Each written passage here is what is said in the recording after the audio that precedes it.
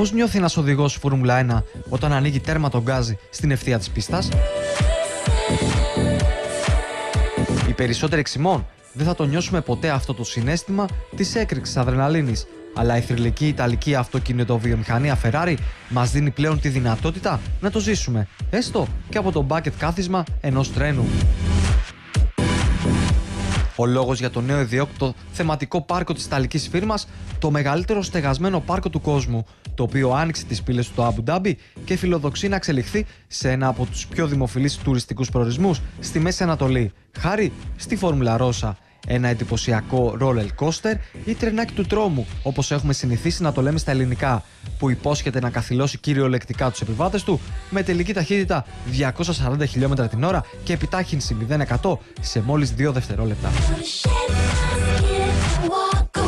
Μια γεύση πήραν και οι οδηγοί του κόκκινου μονοθεσίου, Αλόνσο και Μάσα, και φαίνεται πως το διασκέδασαν.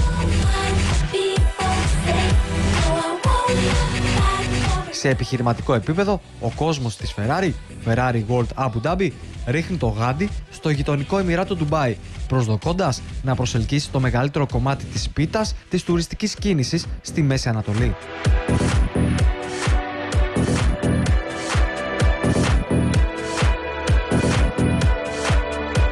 Το θεματικό πάρκο στοίχησε συνολικά πάνω από $1 δισεκατομμύριο και μπορεί να δέχεται 10.000 επισκέπτες ημερησίως.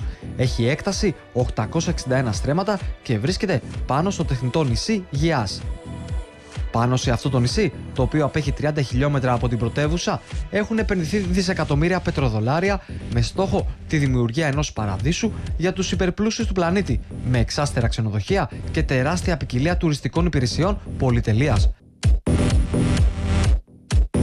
Το πάρκο είναι πολύ εντυπωσιακό από ψηλά, καθώς περιλαμβάνει το μεγαλύτερο λογότυπο, το διάσημο αλογάκι της Ferrari στον κόσμο.